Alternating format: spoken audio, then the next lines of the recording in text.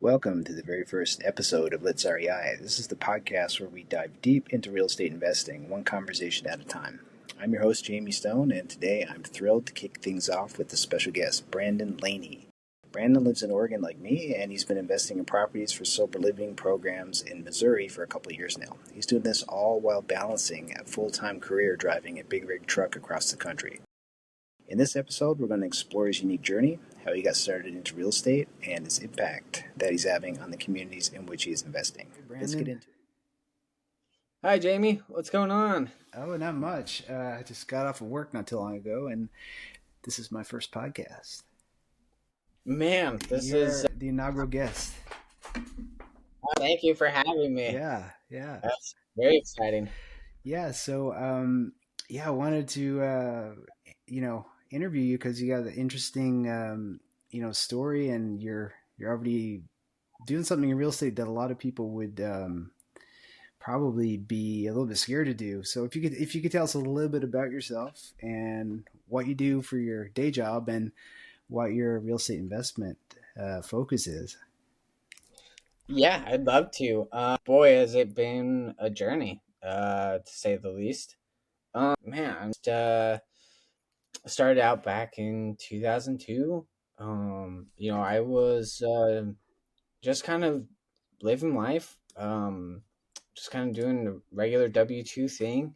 And I had come across Robert Kiyosaki's Rich Dad Poor Dad. I know it sounds super cliche, um, but man, like, is it the starter of everybody's journey? It feels like, at least for me. But yeah, I started there, and I went down the rabbit hole. I actually started with Bigger Pockets. Um, and started engaging with their podcasts and taking in their information, their books, and kind of grew my knowledge from there. I started traditionally just investing. Bought a couple properties. I actually live in Oregon. I know you do also, I do Jamie. too, yeah. Yeah, and man, like, to say that I took on my first investment over 2,000 miles away in St. Louis, Missouri. Wow. Boy, everybody's like, "You're crazy. It's not real." Like, why Who are would the you? people saying that? Man, that all ties into my you too. I work for a big conglomerate. I won't name the company, but I work for a big company that ships packages across the country. I'm a truck driver for them, Yep. and I spend uh 5.5 days crisscrossing the country actually for my W-2. Um, but yeah, everybody there is like, "Why are you doing that?" Like, is it really gonna work? You're crazy, that type of stuff. And yeah, I still put all that aside and continue to work my way forward in investing in the St. Louis market, even with all the things that go on in that market. It's not a while it is a definitely a good market to be in, what on the landlord friendly side, it can be definitely a tough market to manage in, with the type of individuals that are there. And not to disparage just anything against them, it's not a booming market, and it's definitely not an easy market to be Right. a part of. So, And what made you choose St. Louis? Like, was it on one of your routes across the country, or? it was on one of them, and I had been to both Earth City, Missouri, and to Fluorescent, which is nicer parts. Is out a little bit outside of the city, but honestly, it was more or less the ability to, or the access to the more landlord friendly capabilities, Yeah. being able to have tenants removed through a simpler process. While it can be time consuming, it's nothing like Washington or Oregon or California Yeah. and some of the issues that is encompassed with trying to have tenants removed. Right. But yeah, and then honestly, I will say a big part of it was my wife literally went like this on a map, and we did do market research. Yes. with looking at market research, looking at landlord laws and stuff like that, and where we thought the numbers, not where we thought, but where the numbers made the most sense. Also, 4 years ago, man, cash flow numbers, on that side, when you're analyzing deals, it's definitely looks really good. Awesome. But little do you learn through the process that while the numbers may look good, it doesn't mean it is always the best area to go to. So Right. definitely learn that lesson too. Sounds like you've learned some Going lessons along the way. Now, you haven't said, but I think most people are probably assuming that you're just renting. You bought like regular long-term rentals, like your bread and butter rentals, but that's not what you're doing. So, if you could tell people the type of properties that you're investing in. Man, you're just trying to cut to the chase, Yeah, aren't you, yeah, Jamie? yeah, I am. You want to get to the meat of it. Yeah, Yeah, no, I mean, honestly, I did start out in the long term side, long term rental and midterm rental. It is a great business model and it can work for those individuals who can manage. But I ended up transitioning with me and my business partner. We transitioned to the sober living model and setting up and getting homes accredited through the state processing system and that type of stuff. So, yeah, we have shifted models drastically from where we started back in 2022. But yeah, so me and my business partner, uh, we run four sober living homes together. He has branched out outside of me, but that's his own choice, and that's fine. But yeah, it's been great. Has it been simple and easy? No, it's definitely a lot involved, a lot more than a long term rental yeah, where you're just doing background checks, making sure that you think your tenants are going to be awesome for your space, and moving forward with them. It's a one-on-one individual, and you're working with people that are coming out of treatment, coming out of drug court, coming out of jail, or coming off the street, honestly. These and you're giving them a place to stay, you're giving them aid, you're giving them food, and you're helping them like literally rebuild their lives. yeah. Like we have chore requirements, we have NA and AA requirements every week.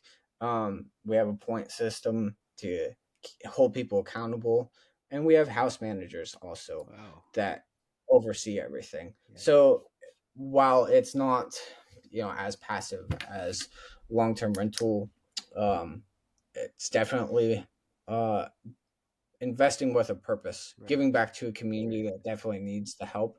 I mean, not to say that our community doesn't either.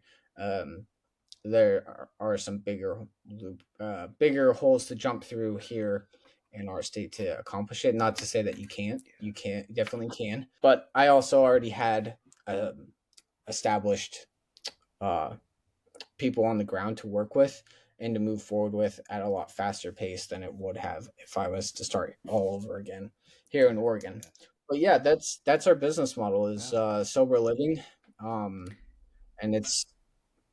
uh, it's taken a long time. It's taken about 18 months to get to this point, but yeah, it's awesome to see, awesome to be a part of. Yeah. Um, I mean, like, It sounds what sounds greater like feeling you're than yeah, it sounds like you're making a real difference, and you got a good sense of like pride from your properties. yeah, it's not like man,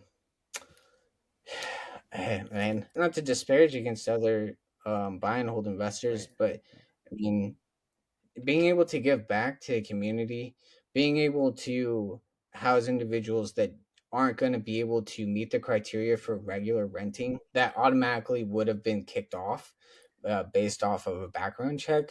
I mean, like, what better feeling to, and these individuals, they have no place to turn. They have no place to go. They have family, and sometimes that can be hit or miss depending on what has happened in the past with their family, and what that relationship looks like. And these people truly want to rebuild. It's just giving them the opportunity and the space to do that. Yeah. Um, and does it work out for everybody? I mean, no, not everybody's perfect. Not everybody is in that in that that they haven't hit that point where they're ready to make the change. They think they have, or they're trying to make the change, but sometimes it doesn't hold. Um, Right. but it's not our place to hold that against them, and that's why we have named the company Second Chance Oh, yeah. Housing.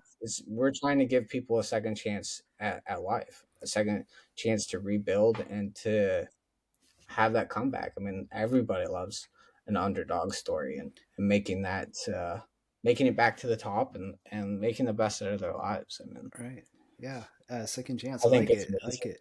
So I would imagine if they spend a significant amount of time with you and they're paying their rent and everything, that's going to help them as well when they if they eventually move on to a different rental somewhere else.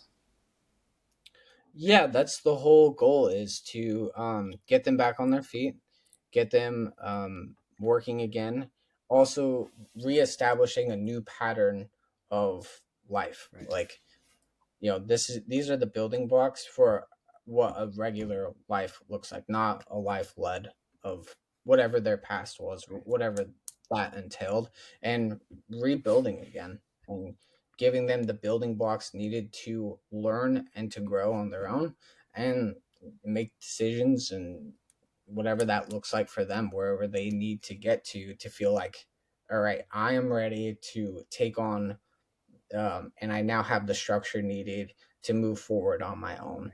Right. And that's what our whole goal is, from the beginning to the end, with the clients that come in and out of our homes. So I assume So you're renting by the room, right? um, it's so with this model, it's not so much a one person or one heart, one room. Yeah. It can be 3 to 4 people in a bedroom. Okay. It's all based on the size of the room and the space available. Right.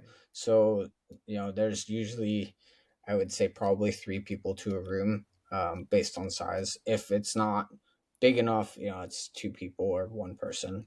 Um, but yeah, it's not. So it does give us the ability to have more tenants than what would normally be in a regular home. Uh, so there is a lot more, um, I guess, cash coming through on that side, Yeah. if you looked at it that way. But yeah, we have a little bit more flexibility with our business model, um, with the number of individuals that are allowed to be in our property, Right. um, based on the laws that they have governed in the state of Missouri Right. for that, Oh, super, for our super business model. interesting. Yeah. Um, so how did you meet your business partner? Is he in one of Pace's communities as well? Pace Morby? Yes, my business partner, his name is Nick Minden. He actually lives in St. Louis. He's an awesome individual. I met him in, I'd say, late 2023, or 20 early 2023, I think, somewhere around in there. We were actually partnering up together to do, wholesaling together. Okay. Is where Yeah. we started. He it's interesting, because we're going through another group together. Uh, we had the belief system that, we had to start with wholesaling. That was the ultimate gate to, fix and flip. And then, The gateway to uh, real estate riches. you couldn't have said it better. Yeah. Every old structure and belief system around real estate. Oh, man. And, honestly, that's where we were going to start again when we partnered up. Is that's we're like, well, we have some money to throw around, but we should probably get some leads in the door. We did that for about, I'd say, 60 days, when he called me one day and I said, you have construction background, I have some money, why don't we just go in and start burning properties, and we just start buying and holding? Yeah. Because we both know deep down that's where the true wealth is built, within real estate. And that's where we started. He had already taken a property subject to, and he needed some help getting, refinanced out of that. It was a little bit shorter term with the previous owners on it. So we worked through that, and then I had already owned a property in the St. Louis market, and we got that one fixed up and all through the process, Yeah. which took about almost a year to do the first Did you one. keep that one as Um, a long-term rental, or did you convert it to sober living too? nope, that one we converted also. Okay. Um, and then last September, we took down two more properties together and went through and fixed them all up. Spent a bunch of money through that process. Did the DSCR loan, Yeah. and refinanced out. Here we are today with four cash flowing That's properties. awesome. Uh, yeah, it's been a roller coaster, but we're making it happen every day. Yeah. So So as you mentioned, we're in the same coaching, same coaching program together. And as you take on more properties, are you going to stick with this model, do you think, or diversify into some other models, or? I think for the time being, I would like to stick with the model that we have. When we currently set out to do this, we wanted to get to being able to help at least 100 people was our goal. So we're through this process, we've been able to get to about 32 individuals in total that we've been able to give safe housing to. And get them enrolled with the programs that they need and to say everything that they need to up to this point.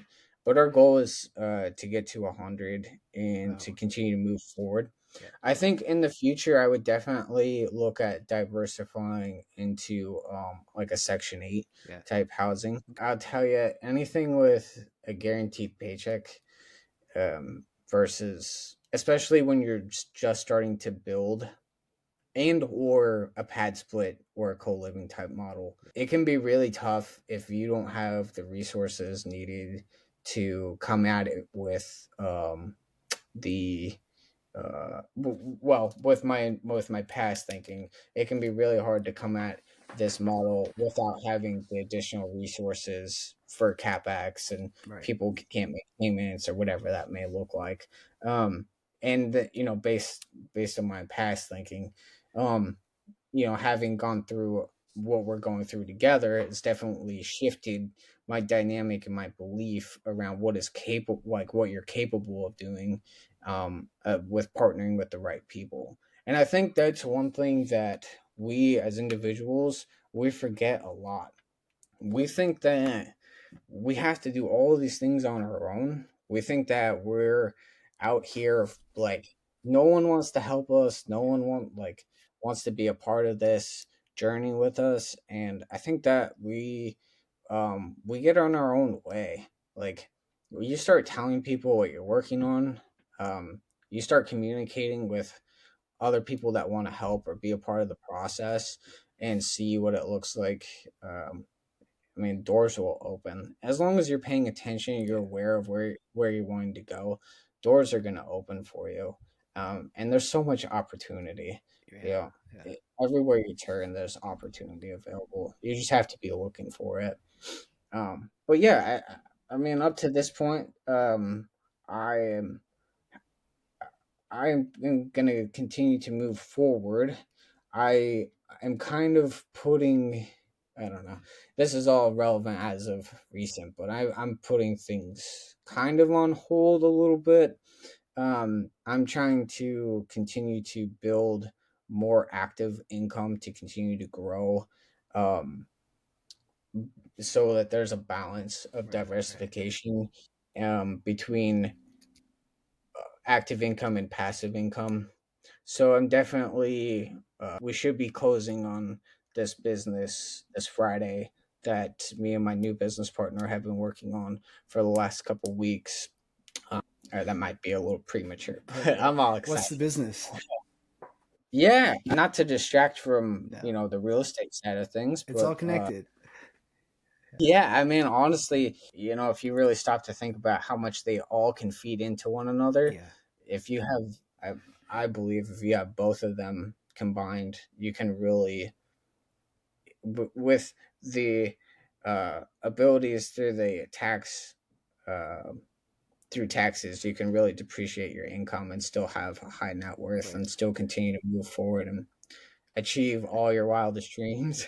Yeah. But yeah, the business that we're going to be opening up is it's going to be a carpet cleaning business Okay. here, Yeah. local to the Portland market. Yeah.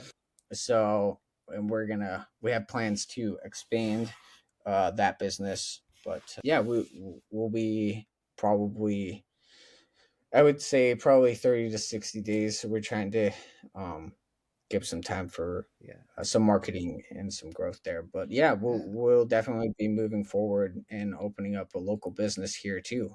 Yeah. So Well, actually, we are when you get going, man, let starting. me know. And anytime anybody's asking for that kind of service, I'll let them know that you about your business. Yeah, I mean, I've already talked with a couple people here for that are buy and hold investors that have turnovers and stuff like Yeah. that. If anybody has anything available, just let us know and see if we can make something work sooner rather than later for you. Once you get up and But running, you should try and hit one of the meetups here, like the Portland REI. They have sponsors sometimes, like painting companies, insurance companies, all different things, right? Roofing.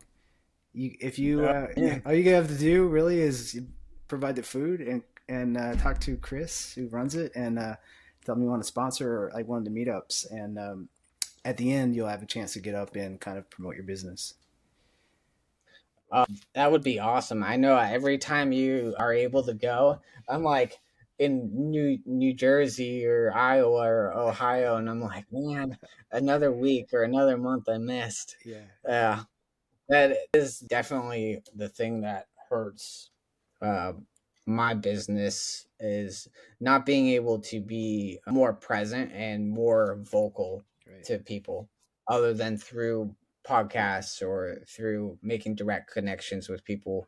I'm not able to go to those meetups and let people know, hey, like this is what I'm working on, Yeah, this is what we're doing, and getting to meet new people that are and hear their story and like what they're working on and see if there's any way for us to work together to uh, accomplish goals and whatever that may look like. But yeah, I mean, I think it'd be really exciting to yeah, hopefully one day kind of pare down the W-2 side and be able to be available for more of those meetups and be a part of those groups and yeah, being able to definitely connect and make more happen at a faster pace. yeah. Someone in SUBTO, I think it was Myron, said your W-2 you have to think of it like your funding partner, but at the same time it's a very needy funding partner, and as much as it helps you, it also hinders you sometimes, right? In order to you know do the extra things that you want to do, but you won't have time. Man, my funding partner, oh my gosh. It, it's good. It's a love hate relationship. Oh, man. I think that's everybody. There are days where I'm just like, you know, it's fine. Yeah, I'll figure it out and I'll walk away. And then there are other days where it's like, you know, yeah. I gotta suck it up and continue to move forward. But How's it's your progress going along? I know in our coaching group we're all looking for operations managers. Have you done anything with that yet, or any interviews, or I haven't done that part yet. I'll be honest with you. I have kind of set that stuff on hold. gotcha Um, with your I'm business? sure I'm gonna catch it from Jesse when he hears this. But yeah, I've kind of put stuff on hold, trying to me and my wife mainly has been helping a lot with getting a lot of the ad stuff set up Yeah, for this new business, going through PML or PNLs and stuff like that, and also getting equipment checked out and making sure everything's ready to go. So we're not buying you know just flat out yeah, garbage, I guess, so to say. yeah, Not that's not the correct verbiage, but definitely just making sure that we're buying equipment that actually is going to hold up for the long yeah, term for us, yeah. moving forward with that business. So That's super cool. yeah, I've kind of honestly, I have put some stuff on hold on that side, Yeah, um, and everything so far, just kind of um, it's like I'm just kind of the background investor with some of those not some, but those four properties. yeah, I'm not there locally to handle the day to day. I'm doing all the finance stuff. I'm following up with the bookkeeper, on a monthly basis, and my wife's been helping me a lot with that too. So it's definitely been a team effort to get to this point, and that's kind of what I'd like to try and convey to the masses is, um, you don't have to do it on your own. Right. Don't try and do everything on your own. You're gonna go crazy. You're gonna get overwhelmed, and then you're gonna, you know, put it off or shut down, or you're not gonna sit down and take it one piece at a time to get to the end result that you're looking for, because you're gonna get overwhelmed with all the stuff that you have going on. Um, but yeah, I have not moved forward with looking at what operation managers It look sounds like your like. wife is helping a lot, and maybe you already have an operations manager. You don't realize it. I don't think my wife. I love my wife, but I think my wife will leave me Yeah. if I add one more to her plate.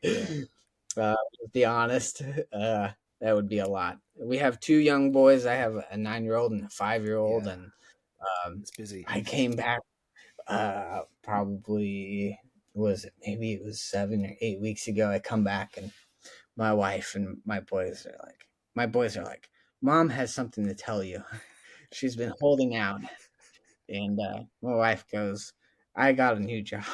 I got a new job. And I said, oh, that's interesting. And she's like, it's perfect. It works out for all these things. And, lo and behold, a few weeks later, this business came up, and me and my partner decided to move forward with it and go through the LOI and the due diligence. And, we have agreed to go ahead and purchase this business, and she's kind of put her life on hold again to help me through this process. So I'm sincerely grateful to her, Yeah. and Yeah. I'll tell you, the entrepreneur journey is not easy. No. Uh, you got to have as much support as you can have, whether it be friends or family or whatever that looks like for you. No, Even nobody does it alone. Nobody does it alone. can But when you're trying to do it with a family, and Yeah. with my particular W-2, it's definitely I'm sure just like yours, it's like the golden handcuffs. It's like, why would you try and do anything else? Why would you try and Yeah. accomplish something else? It's like everything's set in stone. Just continue investing in your 403b or your 401k, Yeah. or your personal retirement, and you'll be fine.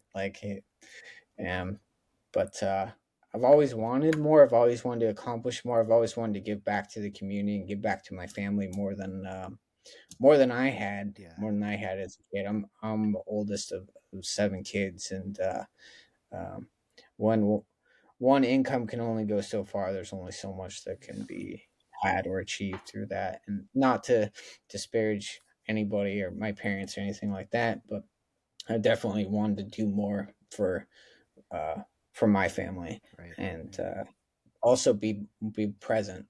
And that's one thing I've been trying to work towards, is being able to be more present, being able to have more time for my family and more time to be with my kids. And Do you have I two daughters, or a boy and a girl, or have two two boys. boys? Okay. I Yeah. have Yeah. two boys. Yeah. One is 9 and one is 5, and Yeah.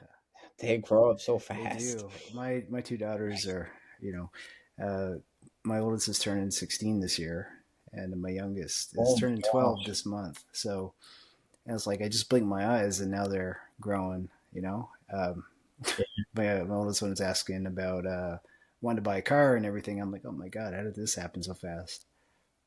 Man, your daughter's already looking to buy a car, Yeah, huh? she's like, hey dad, if I save up half the money, will you pay the other half? You and mom. I'm like, well, it depends what kind of car you want to get. So Oh boy. yeah, so Man, are you ready for that? no, but yeah, yeah, it's kind of right now. I'm kind of the Uber driver, right, on the weekends, so I'm driving them Yeah. around everywhere. But I think part of me actually miss that when they have their own vehicle and they don't need you for that anymore.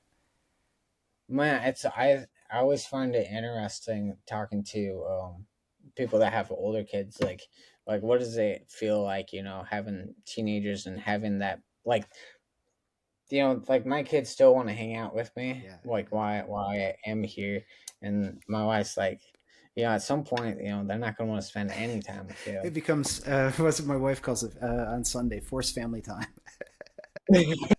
But once we actually get rolling and start doing something like maybe went to a pumpkin patch, like they still wanted to go, which I was surprised. And once we do get out there, then they're actually happy and they're glad we do those things. So you just got to get them out of their bedrooms and off their phones, and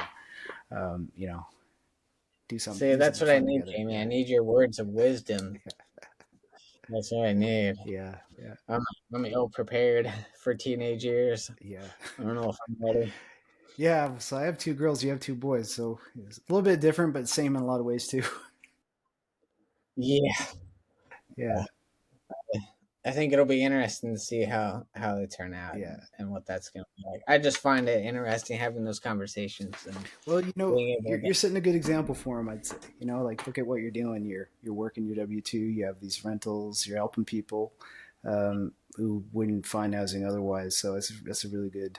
You're being a really good role model there. So Yeah, yeah. I mean, it's interesting having the conversations with your kids at this young of age. Like, my kids, like, I like they know what the bank is, like taking them, they have their own bank accounts and yeah, they have their own funds set aside, and they have the ability to see what it's like to spend their own money and how that works, and um, also kind of like what it is to get paid to do jobs, right. and like my son has a small lawn care company that he Oh, cool, operates cool. that keeps him busy. I mean, I think he's kind of slacked off a bit, but he was going pretty strong this summer before school started. So we're trying to balance between what we think between school, which is a priority, number one, Yeah, and then maintaining that stuff. But yeah, I mean, he gets to see what it's like to go and do a job well done for somebody else, and then receive income for that and what that looks like, and then getting to spend his own money and see what uh, how to create value for the community. yeah, And we have, that's the interesting thing is we have completely different conversations than I ever had as a kid, yeah, and he gets to see the world from what it's like to actually build something. yeah, Um, like building the sober living model from scratch, between me and Nick, my business partner. Like we literally took a vision of what we wanted it to look like and what the structure was going to be. And we've had to iterate it and change it because, we had to meet certain standards and certain curriculum had to be in place. We had to have certain rules to govern the house by. And to take something from just a picture and bring it into real life and see the accomplishment. I mean, yeah, that's something that you can't put a value on. yeah. Like the community can and the marketplace can, but like you have so much pride for that. Like as a person, Like yeah, as a person, yeah, as a person, like when you look at like what you created through a vision, yes, there are existing business models, and yes, there are ways to get the answers and to make it happen. But like you, you're seeing it or you're getting that idea from somebody else, and then you're implementing it, and you're the owner, and you're creating that value and giving back at such a high level like that. I mean, I can't personally put a value on something like that. yeah, And it's not just like, it doesn't have to just be within real estate, it can be within anything. I mean, shoot, we're some of us are, or not some of us, we're husbands and fathers, and we've built families and lives together. yeah, Like, we've had all these things that we've done, and we don't look at it like that because we live with that. Like we live with what we've built, and we take it for granted because it's always here. But when you take something like that and you're doing it for somebody else, and you take a step back and you're like, holy smokes, yeah. like we got to do that. Like that's huge to me. Yeah, for But sure, for sure. That's awesome, man. So if you could go back and do anything differently, how you started in real estate. What would you what advice would you give someone? Man, if I could go back and do it differently, holy smokes! There's so many tidbits I could give, or like um, definitely pick a growing market. Yeah, I would definitely stick with a growing market. Stick with areas that have growing population, areas that have fair taxes, have fair landlord friendly laws. Um, I mean, this is all just yeah, basic analysis. And then definitely look at what your exit strategies are going to be, especially going forward with the changing tides around affordability. yeah, yeah, Going forward, uh, I would definitely start looking at those co living models, looking at the pad split model. If you have the goal and the tenacity and the team to go and build a sober living model, and that's something that you really enjoy and that you really want to be a part of, I definitely suggest doing it. I will say within that model, it's not as hands off. Within it, there's a lot of work and a lot of maintenance behind it. yeah, Is it well worth it, and does it give back hugely to the community? Yes, but um, you definitely got to have a team of people behind you, yeah. the strong individuals, um, to manage that stuff. Sounds like that Um, one's not for the faint of heart, but is worth it if you can figure it out and do it. yes, it's definitely not for the faint of heart. If you have a team behind you that's what they want to do and they want to accomplish, by all means, I'm not gonna hinder what your dreams and visions are, but I will say it is uh, it's a very involved and it takes a lot of work. Yeah, But once you get things going, you get things streamlined. I mean, it can be a plug and play model, going forward. It just is a lot of front end work, right. and it can take between a year and 18 months to really get to that point where you're moving in the right direction. So for something, definitely I would say a big thing is capital, is definitely having a lot of capital on hand. So either you as the individual that's bringing it to the deal and you want to make it happen, or if you and your buddies want to do something like that, or whatever that split looks like. Um, Definitely having the capital on hand to get through it. And you're starting with one. Like, I didn't realize how much it was going to take to get to where we are today, capital, like, investment wise. And we did four. Right. We did almost four, like back to back within a 6 month time Wow. frame. And um when you have beds and bed frames and TVs Right. and Yeah. internet, water bills, and you start realizing you have water bills and electricity bills and gas bills for four or five or six or seven or eight people, and that you really start to see what it takes cash flow wise, Yep. and what the expenses really are like, and you're like, oh, maybe this wasn't quite where I thought things were going to be, but that's okay. That's a part of your analysis and part of the learning process, also going through that. And because this business model is a little bit different, with your senior housing model or senior house manager in the house, they don't pay rent at all. Right. And then you have a junior house manager that pays half rent. Okay. um, so there's a little bit off the top that you're missing out on, Yeah. and then the time it takes to go through the accreditation process. And, Yeah. so Yeah. managing all of that and making sure that you still come out ahead, that can be, yeah, Yeah. like we've had AC units stolen. We've had stolen guns found on property. It's just, you never know what you're gonna get. Right. We've Right. had fights break out at midnight, 1 o'clock in the morning. It Like, sounds like your yeah, house manager probably earns their rent for sure. yeah, Yeah. yeah. Yeah. Yeah. Yeah. Yeah. Yep. And then with the accreditation process and understanding the billing needs for state funding, that's a whole process within itself that Yeah. is very tedious and can take a lot to get through and to understand. But uh, like I said, I mean, it's still doable. You can still accomplish it. Don't take what I have to say as like, oh, I'm not gonna do it.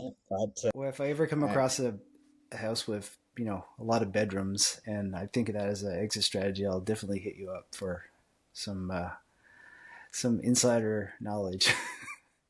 yeah, I mean, the nice thing is going through it, I can definitely look at, co-living and pad splits in a different light. Now, I mean, like within some of those models, you're looking at one person to one bedroom, Yeah. and but like people forget, like, yeah, you're offering some of these services, but like the electricity drain, the sewage drain, that you're like the amount of energy that's being poured into those to manage them and make them happen. I mean, and the amount of cost involved to manage all of that.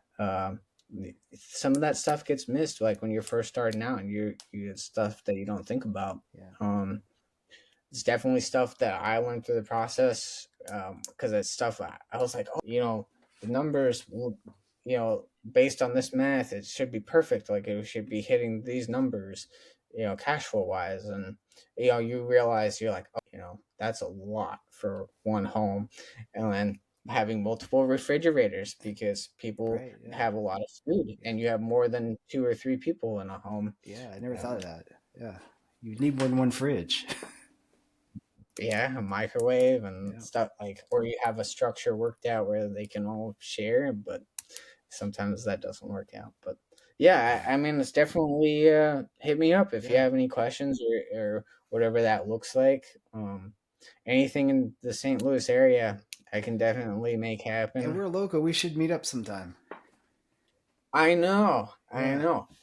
Like, how come I saw you got to hang out with Jody Yeah. the He other uh, day? he texted me on a Friday morning last week and said he was going to be in this area on Saturday, and Oh, he was going to come up from McMinnville. That's for sure.